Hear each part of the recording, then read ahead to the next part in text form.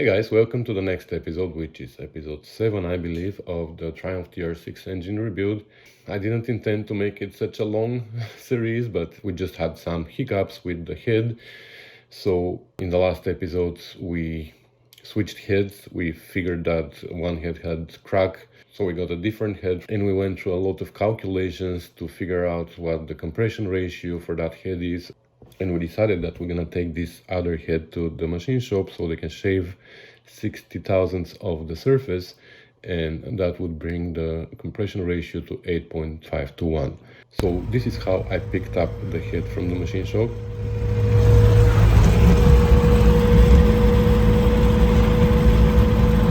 Well, I went to the machine shop and it was nice and sunny when I went.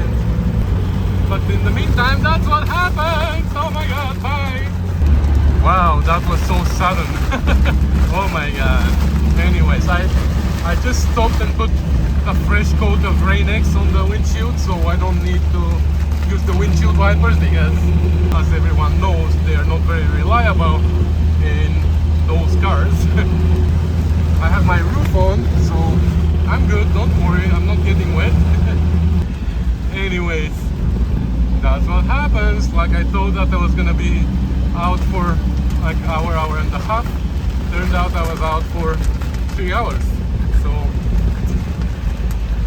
things change in 3 hours. Anyways, I'm close to home. I'm home in 10 minutes.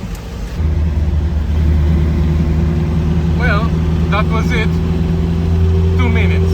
Literally 2 minutes, but enough to get me wet. Get the car wet and dry. Anyways, now it's almost sunny.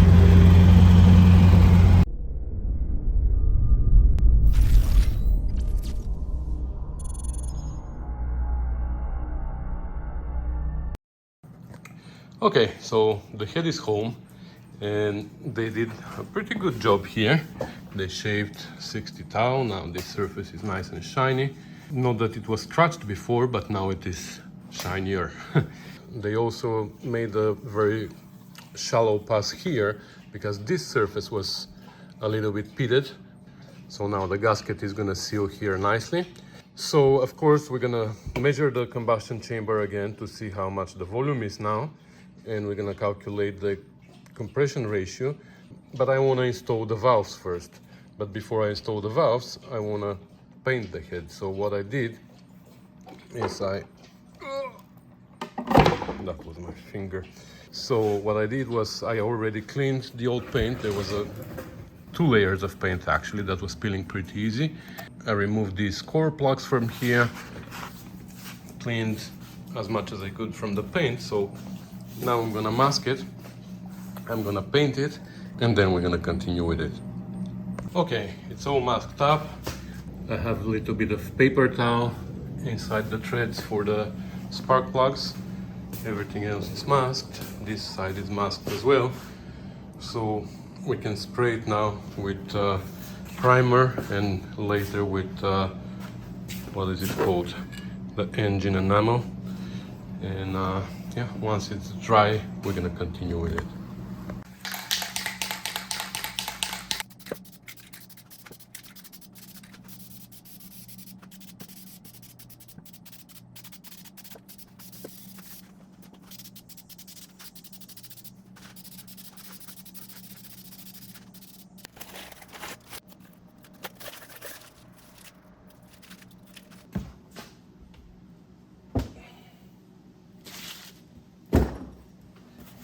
Now I'm gonna put some WD-40 on the surface because I don't want it to start flush rusting.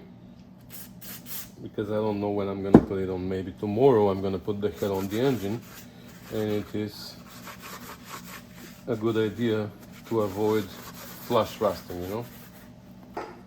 Alright, so it's time to start assembling it, and it's important to put the same valves in the same places because we lapped them already, right? So I have to go exactly where they were lapped. We're gonna wipe them, make sure there's nothing on the stem. I'm gonna put very little assembly lube so we don't assemble them dry. See, this much. And that's the first one. Now we have to flip the head. So we start with an exhaust valve, and the exhaust valves, especially for the later heads that have double spring, they have different cap. Everything else is the same for the intake and the exhaust, but only the cap on top. The exhaust is in two pieces. The intake is... Okay, we're gonna get there. I'll show you about the intake. So we have a bottom collar. Okay, the valve came off.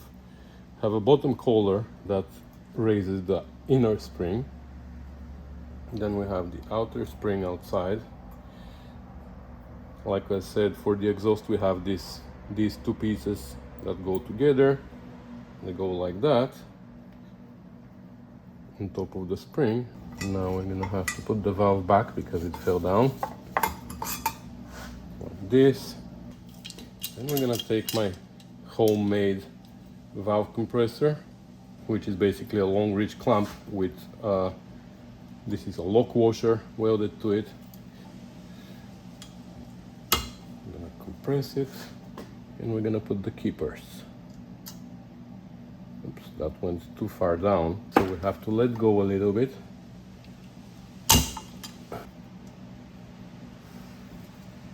Hold it like this.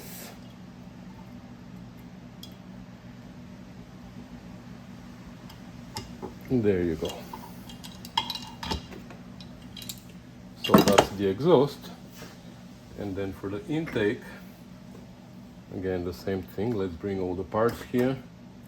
We have the two springs, but the top cap is just in one piece.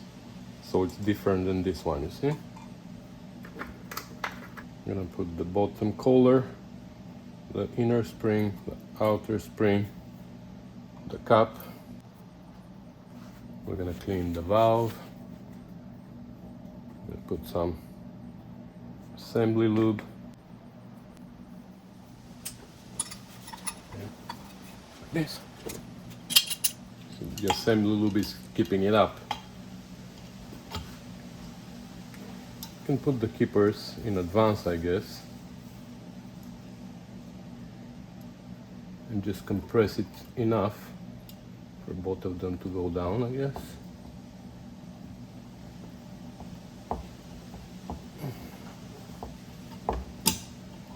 There you go.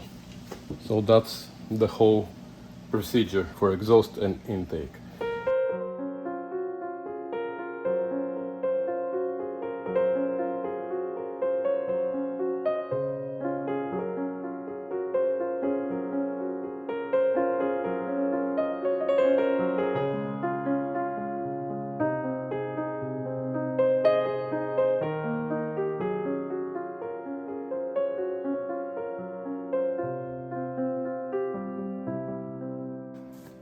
Alright, so the valves are installed, all of them, and I also transferred the studs from this head.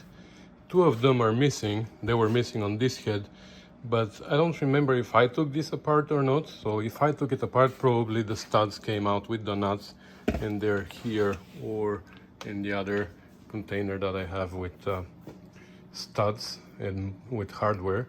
So anyways, now let's measure one of the combustion chambers and see what the volume is.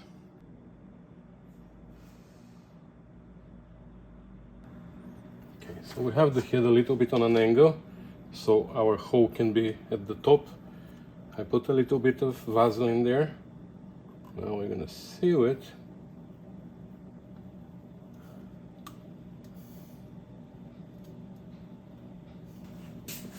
And we have a syringe with 60 milliliters of water inside. Like I said before, I'm using water because I don't have anything else that I can use. It works just fine, as long as there's no bubbles in it.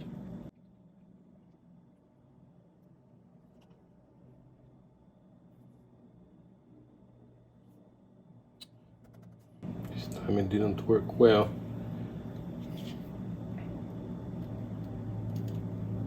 Let's try to turn it.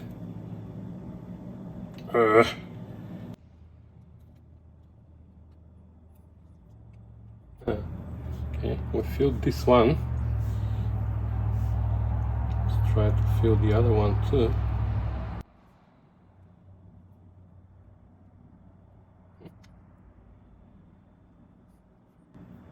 And there's a little bubble there, but we have 3 drops outside already, so we lost a little bit, but it's not so critical. So that's about 2, 3, so that's 7. We have 7 milliliters of water left, so we have a combustion chamber that's 53 cubic centimeters.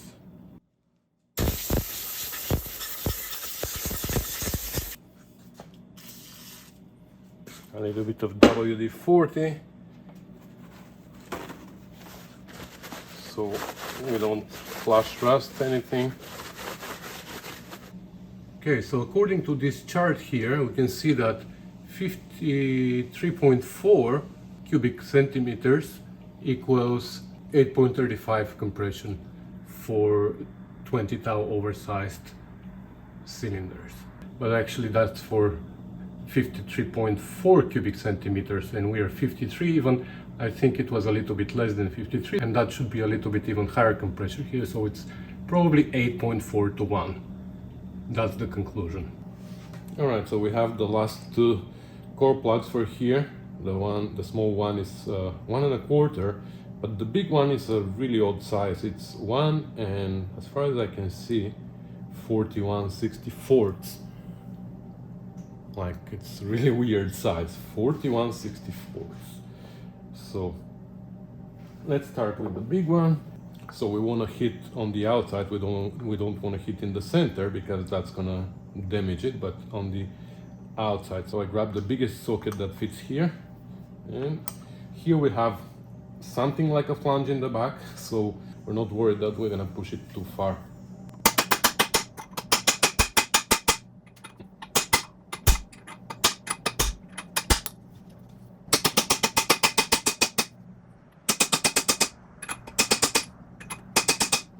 Okay, I know they look on an angle, but they're not.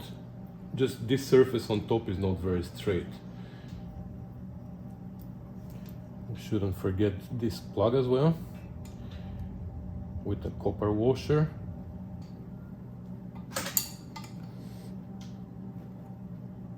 Okay, now we can take this away. So I'm gonna remove the lifting eyes for now because we don't want them in our way. Now here we need our studs, and we have 2 that are longer, these 2. And we took them off from these 2 places. Again, every time I say that I don't know what they are for. The only reasonable explanation that somebody gave me in another video was that on this one, if you have AC, that's where the AC compressor mounts. Like lifting eyes, no, they don't go on these. You see, they go here and here, so I have no idea. But that's where we put the long ones. The short ones are the other 12. They have a short thread and a longer thread. The short one goes into the head. And no, you don't need to torque these. Of course, I cleaned these threads and I cleaned these on my lathe. So they should thread in pretty easy, and that's it. Just snug them finger tight all the way down, and that should be enough. After that, the torque, when you're torquing the head on top, of course the torque spreads evenly top and bottom.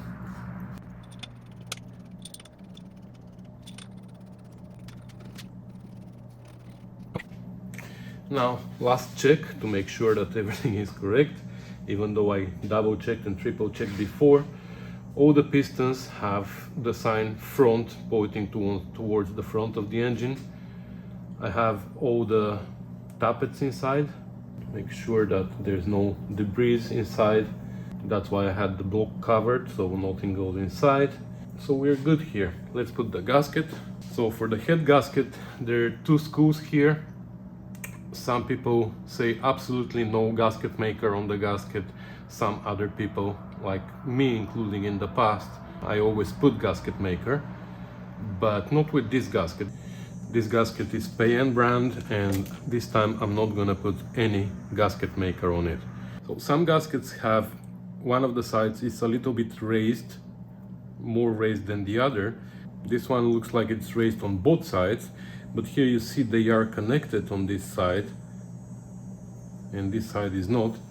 But this is the first time I see where a gasket says top, so there's absolutely no argument here about how it goes, because it can go also this way, right? And all the holes still match, even the holes for the coolant and everything still match, but this one clearly says top here, so I will trust that. And now let's put our head again. The tappets are there. This is your last chance to put the tappets on. If you don't have them on now, you can put them after. So let's bring the head.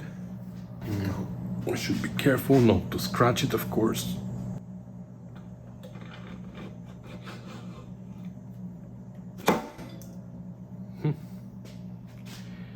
Nice and easy. We can put the washers on and the nuts.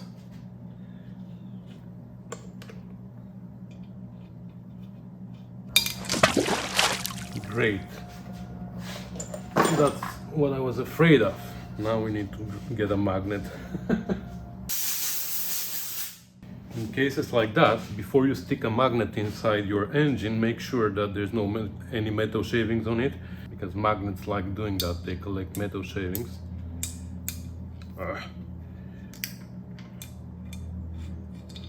There you go. And the best way to remove metal shavings from magnets is with compressed air. Just blow them. Okay, so first we're gonna drive them gently with a screw gun.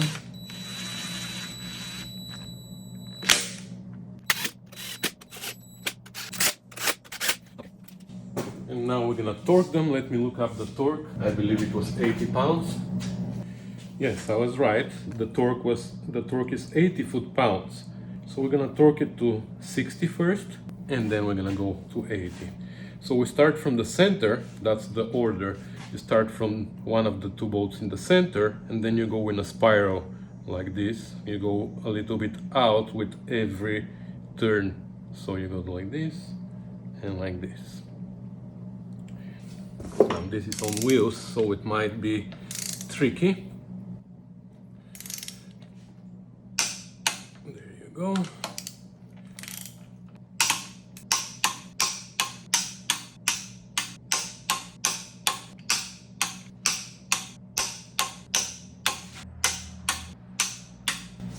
Okay, that was 60, and now we can go to 80.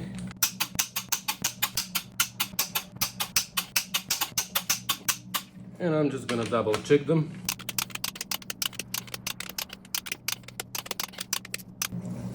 Good. So the head is torqued. Okay. So now let's finish here the top end. I'm gonna install the rocker shaft. Okay, now before we install the rocker shaft, of course, we need to put all the push rods in.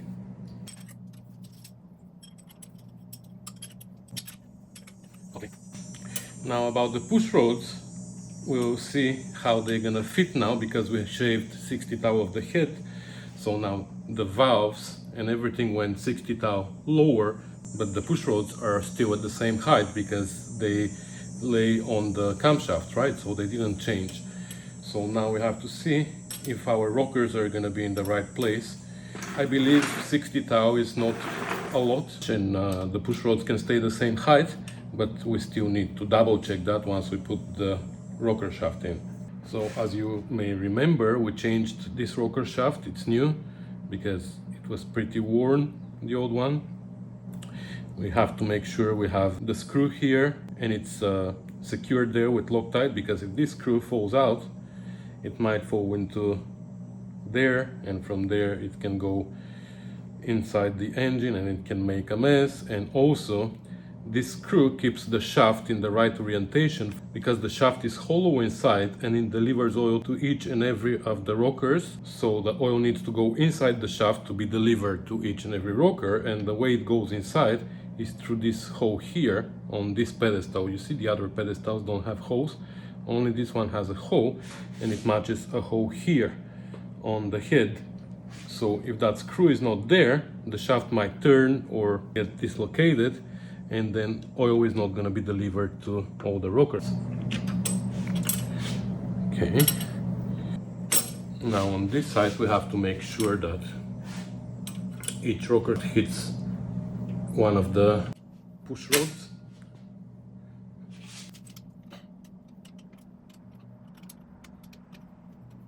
Okay. Now I'm just gonna snug them a little bit, and then before we tighten it completely, we're gonna loosen the adjusting screws on each and every rocker. So because now we know for sure that they're a little bit longer than before, and they're gonna press too hard on the valves, the ones that in this position of the camshaft are open. So we're gonna loosen this, don't worry. I'm just gonna snug them a little bit.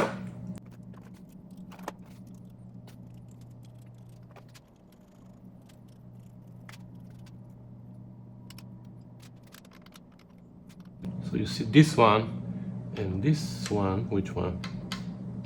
There was another one. So this one and this one should be open in this moment because they are already pretty tight. So we should loosen them.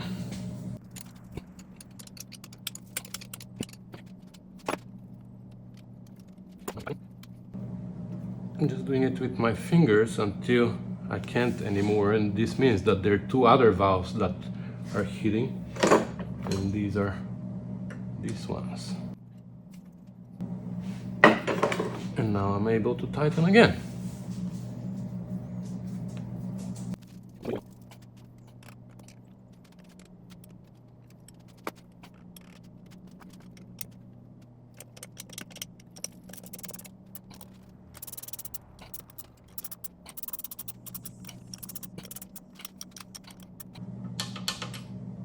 Oh yeah, they have lots of room, but some of them are depressed, so we're gonna have to turn the shaft until they are in a position where they're totally loose. I just want to make sure that they have enough room, all of them.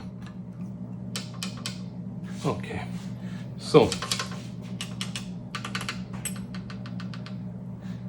number 9, number 8,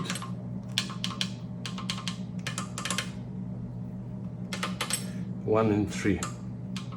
So 1, 3, 8 and 9, I want to make sure that I can loosen those. So we're going to put the socket here and we're going to turn it.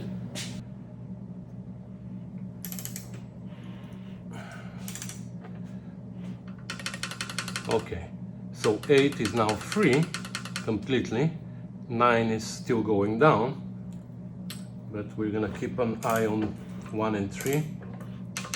So 1 is now free, and 3 is now free. Perfect. So now we're only waiting for number 9.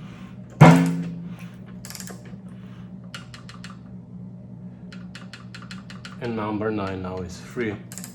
Has a lot of room. Okay, perfect. So now let's adjust them. Okay, in this case we can adjust the valves now. I think in the last engine rebuild I used the rule of 13 to adjust them, in which you're looking at which valve is depressed, like this one for example. Now this is number 10. If number 10 is depressed, then we can adjust number 3 in this particular moment, because 10 plus 3 equals 13. The same way you can adjust 4 when 9 is depressed, you can adjust 5 when 8 is depressed. So that's how you go with valves. They always have to add up to 13. And also you can count from the two ends. For example, you can adjust number 3 when the number 3 from the back is depressed, which is 1, 2, 3, which is 9, right? So you can adjust 1 when this one is depressed, you can adjust 2 when this one is depressed, and the opposite, of course. You can adjust 12 when 1 is depressed, and you can adjust 11 when 2 is depressed, etc, etc. But now, since I have the front pulley here, I can go with top dead center, but we have to be careful to be in the top dead center of the compression stroke, which you can just simply put your thumb here and wait for it to come. But now our valves are totally misaligned, which means that maybe they can stay closed even when they need to be open. So that's why I'm not going to use the compression method. I'm just going to hold down the two push rods, and I'm going to wait for the moment when they're both down, and here we have the pulley at top dead center, which I think it's now, because I don't feel them moving. But I'm gonna make 2 more turns to make that the other top dead center, they are not down. Yeah, now I can feel the exhaust here lifting, which means the exhaust is opening right now. So here we are at top dead center, but the exhaust is open. So, and now the intake is opening and the exhaust is closing. So the next top dead center is our, yeah, now the intake is going down. So the next top dead center is the one that we're looking for, is the firing stroke. So here, this is where we can adjust number 1. So the gap between the stem of the valve and the rocker at top dead center on the firing stroke needs to be 10 thousandths of an inch, which is somewhere here.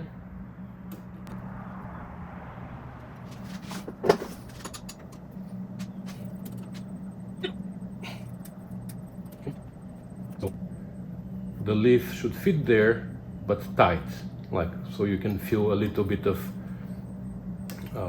resistance. So this one is good. So you see the adjuster is pretty much all the way out, but we still have room. So let's see how much room we have until we reach 10 thou. So that's half, 1.5 turns. It's not bad. Plenty of room for adjustment here, so that's good. At the end, we're also gonna take a look at what they look like when they're fully open, to make sure that the stem of the valve is still hitting the flat part of the rocker down there. It's not going on the edge or something. We're gonna check that. Okay, that's good. So now for the next cylinder to be adjusted, we need to turn the crankshaft 120 degrees, because this is a 6-cylinder engine. So the next cylinder that's gonna fire is in 120 degrees. For 4-cylinder engines, it's 180 degrees, so you can go for bottom dead center. But here we need to go 120 degrees in the clockwise direction. So 120 degrees is 1/3 of the wheel, right? So I'm just gonna measure the circumference of the pulley, and I'm gonna divide it in 3, and that's gonna be 120 degrees, right? I have my upholstery measuring tape, which is flexible, so I can measure it, but I can also measure the diameter if I want to and calculate the circumference, but it's much easier to just measure it here. So that's 20.5. 20.5 divided by 3 is, actually that's 20.5, right? 20.5 divided by 3 is exactly 7 inches minus 1/8. So it's 6 7/8. So we're gonna measure 6 7/8 from here.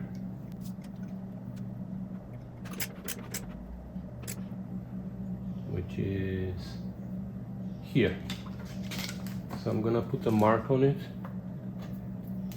I'm gonna put it inside here. So that's 120 degrees. And of course, which cylinder fires after the first one? It's number 5, right? Because 1, 5, 3, 6, 2, 4. So now, in this position, we should be able to adjust number 5.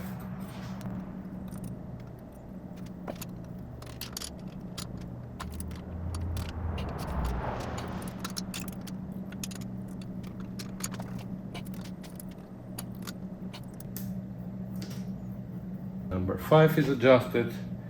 Now we can measure another 6 and 7/8.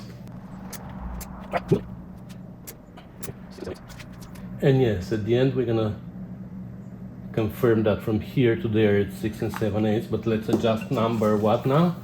153. 153,624, so we're number 3.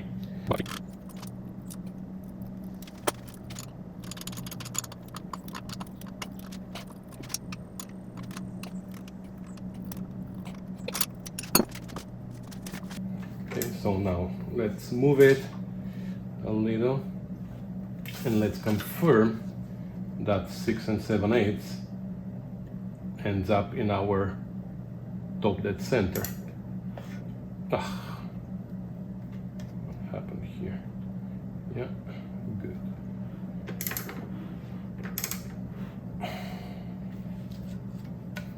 Exactly, 6 and 7/8, it's in our top dead center, you see it? Right there. So that's our other top dead center in which we're gonna have to adjust number 6. Is 153,624.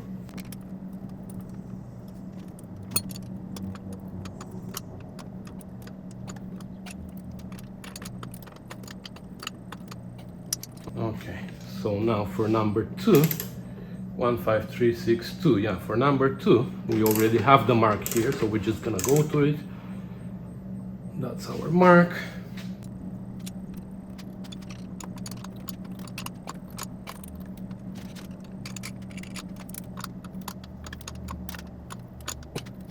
Okay, and last but not least is number 4, which again we have the mark for. There.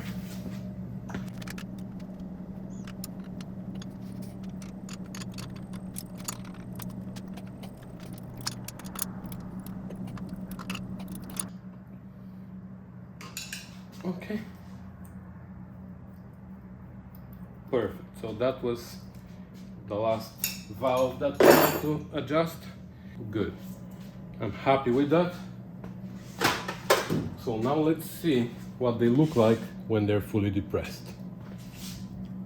Okay, so I'm hoping that the focus on the phone is not gonna play you tricks. But for example, here you see this one is fully depressed. Let me go back a little and go through the entire cycle of that one.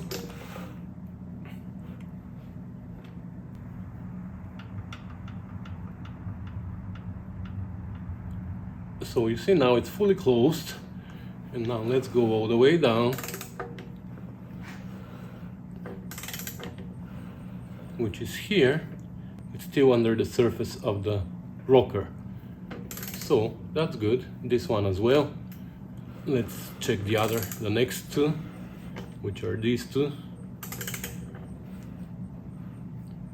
Okay, that looks good to me. That looks good to me.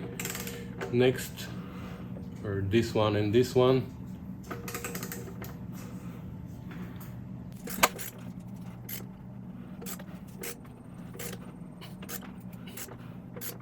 So I don't think we have a problem here.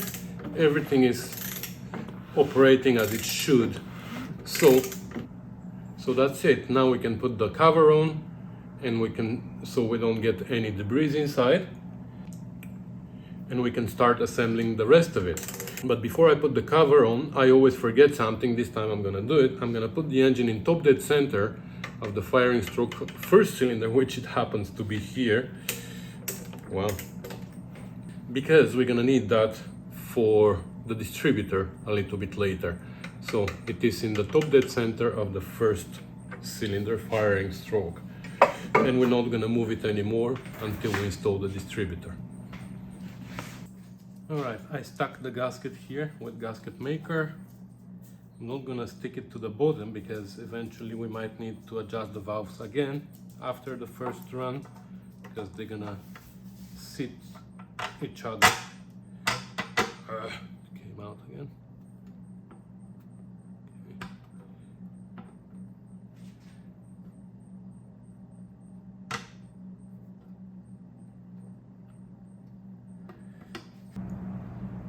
All right, so let's install the water pump next.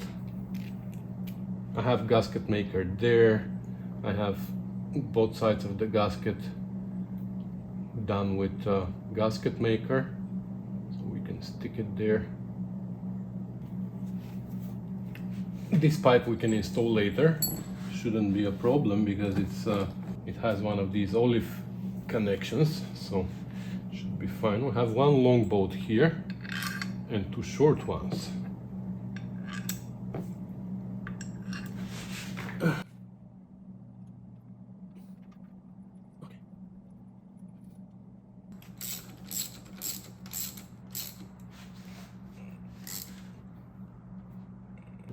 I should have cleaned this first, but anyways, we're gonna clean it after.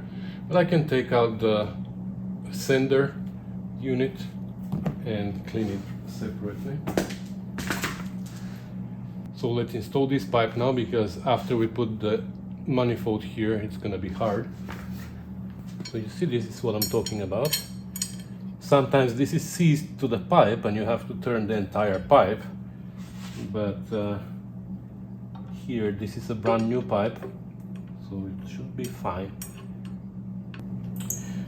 So here we have to make sure that this aligns with this hole, because it needs to be secured there. So I'm gonna put a bolt there, this bolt temporary here.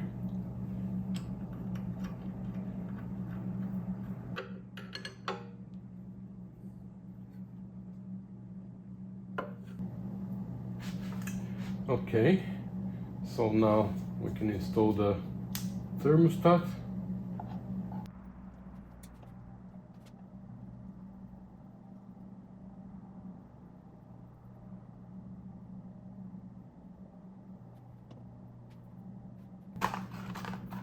So this is the standard thermostat, 180 Fahrenheit or 82 Celsius. That's the temperature at which it opens. Again, from most motors, 434-189. That's how it goes with the... This is what controls it, right? This is the element that expands and collapses based on the temperature, so that needs to go inside the water, of course. Now we can put gasket maker on both sides of the gasket.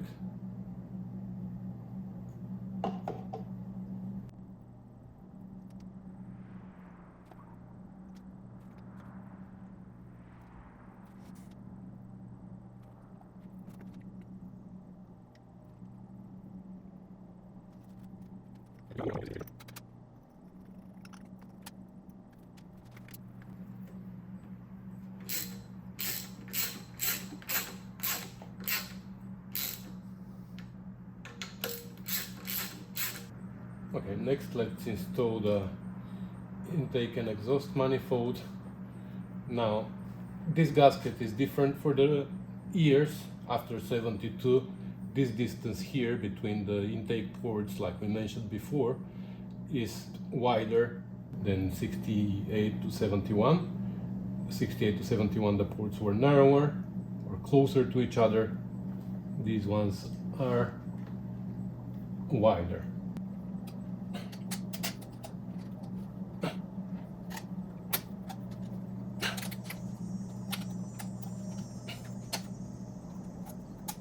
Okay. All right, so I installed the exhaust and the intake manifold, and I don't know why, but the camera was not running, so I don't know how much of it was filmed. But anyways, the footballs underneath are what's important here. They have to match both the intake and the exhaust.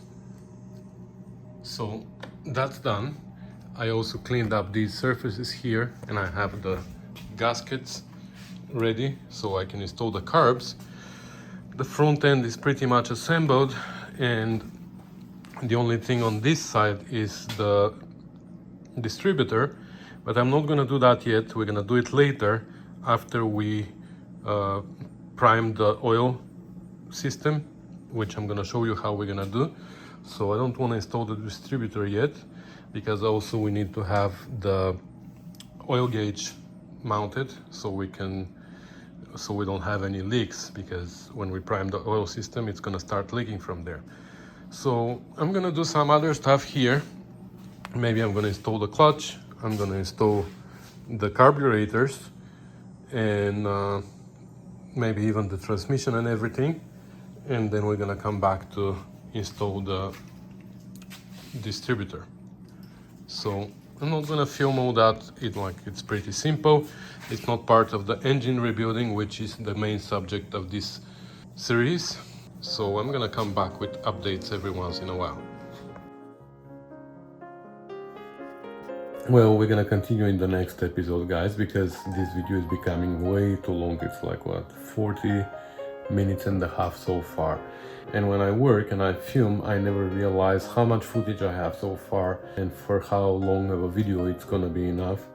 So actually I have a pretty good idea, but sometimes, like now, I didn't have an idea. So I have a lot more footage in assembling the engine. I wanted to assemble it in this video and start it in the next one, but it looks like we're gonna have to leave a little bit of assembling for the next video, and then we're gonna do the starting, which I don't know. Let's see if it is gonna start or not, so stay tuned for that. I want to thank you one more time for watching, for commenting, for subscribing, for sharing, and for supporting the channel, and all that is really appreciated. There's details in the description of the video of how you can support the channel, which is not necessary in order to have full access to the entire content of the channel. Everything is available for everybody, whether they support me financially or not. The financial support is only an opportunity for those of you who would like to say thank you, Elin, for your videos. You helped me in my project, etc., etc. If you don't feel like doing it, there's absolutely nothing wrong with that. You still have full access to everything, and you're still a valuable member of the Rusty Beauties community. Because you are just because you're here and you're watching, and that's enough for me to make a little bit of YouTube, so you're still supporting me. So anyways, guys, thanks for watching. It's late at night, I'm editing, and I'd like to finish this video here so I can upload it tomorrow, because I haven't uploaded in a week or so. So I want to show that I'm still alive and kicking. So anyways, thanks for watching, guys, and I'll see you in the next one. Bye.